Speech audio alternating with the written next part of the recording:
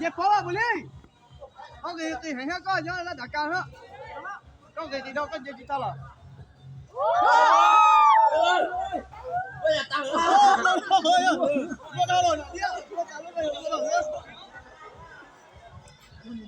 gặp bó chưa sao nữa muốn đưa nó mà xì cho nó tao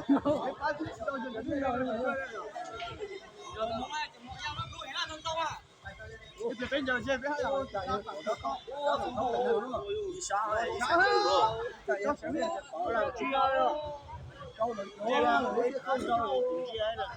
chạy tuổi này có ai bảo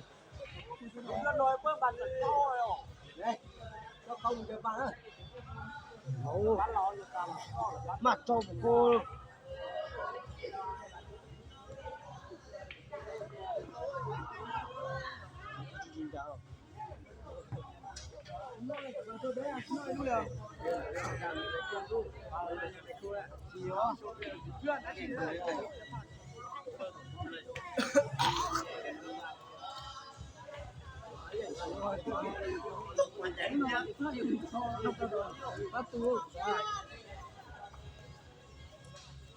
giờ kia thế mà cú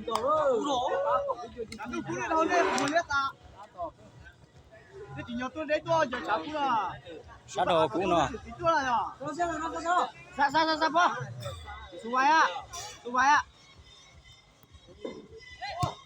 ai vậy ôi ở bên đây nè lên tầm lên thôi thì có tầm lên rồi à thay ôi cút lo cho dư tôi có hai cởi rồi đây là cái ca đây kìa lưng giò cốc quá ok lưng giò cốc quá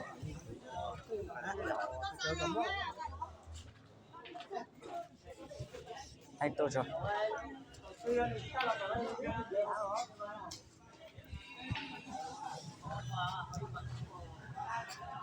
tua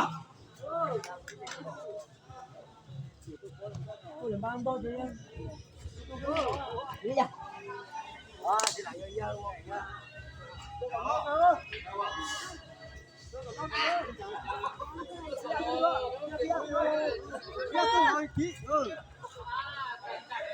ký coi ông tao chưa chưa chặt hẳn ra nhau tên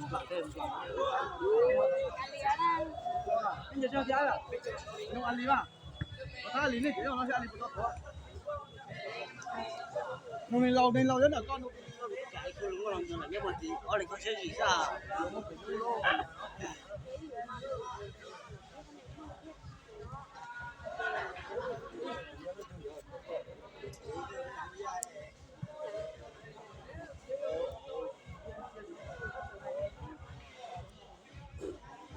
chúng nó gõ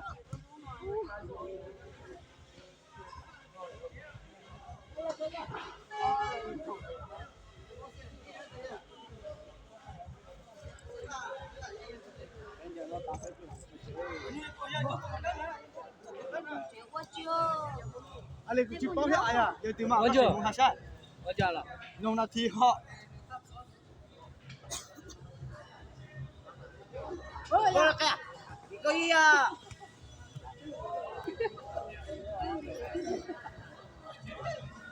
Sao còn sao như sao như sai à? Mà tụi bay trắng hơn ở dưới này đấy à? Đĩa cho nó đĩa chịu tàu này, Sao? Tôi chủ có lái đâu thì tôi sẽ người thiên con. Đúng mà bây giờ chú đâu? Anh giờ mà này giờ phạt tôi không đó bây giờ phạt các bạn khác Để bán giờ cái mặt này để bán lỗ à? Không được ăn đâu. Cái luôn giờ luôn. Bằng kia luôn cái lúc kia chỉ rồi bằng là cái bán hả? Lúc nó xuống à? Dạ, nó lúc nó to cái lúc to. Ôi của tôi kia. Chụp cái bài. Ngay. Boy, xe thì nó biết ta.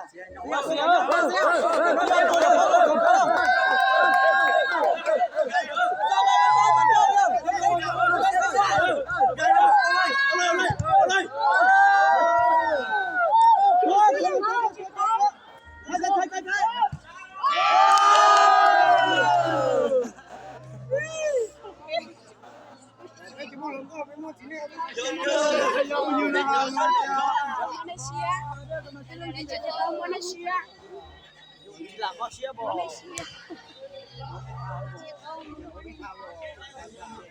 chưa thì chẳng rồi trái mặt thắng rồi mặt chẳng rồi hả bây giờ mẹ đôi có tiếng thì tìm bắt tù rồi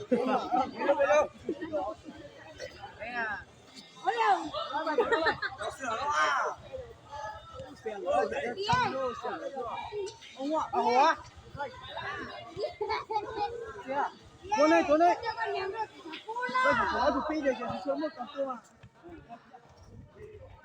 có xếp thế rồi cho nó chỉ chặt cua chủ nữa có gì đây có nhiều sự phải có đó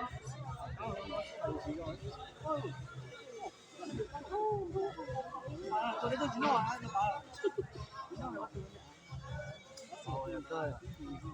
chàng ơi nó để màu mua đây có hậu ơi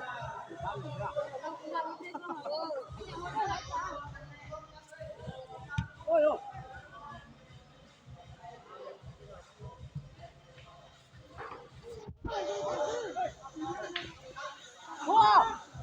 xìa to